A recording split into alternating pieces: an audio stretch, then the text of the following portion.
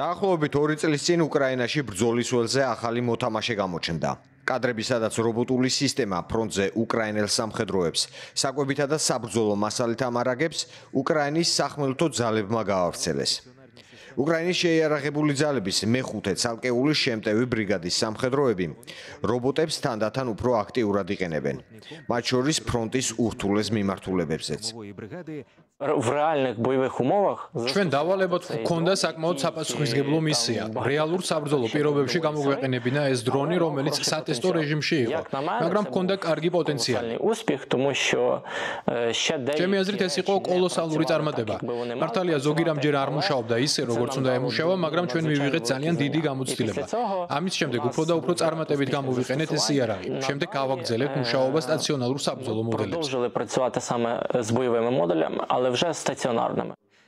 როგორც უკრაინის შეიარაღებულ ძალებში საუბრობენ, მას შემდეგ რაც სტაციონალური მოდულები დრონების სამიზნე გახდა, დაიწყეს მობილურ სისტემებზე მუშაობა. უკრაინელი სამხედროები ამბობენ, რომ რუსულ საოკუპაციო არმიას უპილოტო სისტემებით აქტიურად უპირისპირდებიან. ექსპერიმენტული ნიმუშები უკვე იარაღებად იქცნენ. ამ შემთხვევაშიც გვქონდა წარმატებები. გარკვეული დროის მანძილზე საცეცხლე პოზიციებზე მუდმივად ვიყენებდით ბრაუნინგით აღჭურვილ დისტანციურად მართვად მოდულებს. პარალელურად ვიყენებდით უფრო მცირე უპილოტო სისტემებსაც, რომლებიც სხვადასხვა ლოგისტიკურ ამოცანებში ჩავდით. იმ დროისთვის ეს სფერო ნაკლებად განვითარებული იყო. ძალიან ცოტა ნიმუში იყო ხელმისაწვდომი და ისინიც სერიოზულ დამუშავებას აჭიროებდნენ. სტაციონალური მოდელების უპირველეს საფრთხეს საჰაერო დრონები წარმოადგენენ. დროთა განმავლობაში მათი გამოყენება რთულდებოდა. ამის შემდეგ გადავედით მოძრავ პლატფორმებზე. ასეთი პლატფორმები ძირითადად ჩართულია მარაგების შევსების ამოცანებში. ვაზნების მიწოდება, დაშავებულების ევაკუაცია.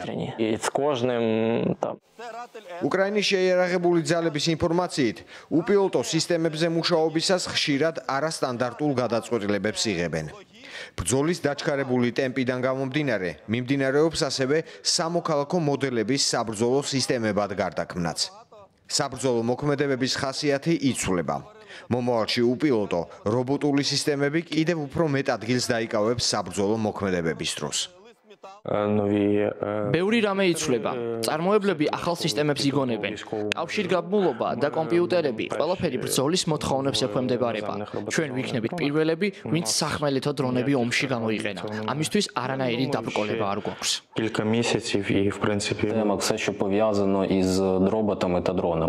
მომავლის ომებში ყველაფერი რობოტიზებულ სისტემებზე იქნება დაფუძნებული. ზუსტად ასეთი იქნება მომავალი. უკვე არაერთხელ მინახავს რაც ხდება ცაში და ხმელეთზე. ეს რობოტების ომია, რა დროსაც ადამიანები კი არ ებრძვიან ერთმანეთს, არამედ მათ მიერ მართვადი სისტემები. უკრაინის არმიის სახმელეთო ძალების განცხადებით, ტექნოლოგიური განვითარება ერთ-ერთი პრიორიტეტული მიმართულებაა. უკრაინაში უკვე სრული დატვირთვით მუშაობს საწარმო რატელი, რომელიც უპილოტო რობოტულ სისტემებს ქვეყნის თავდაცვის ძალებისთვის ამზადებს.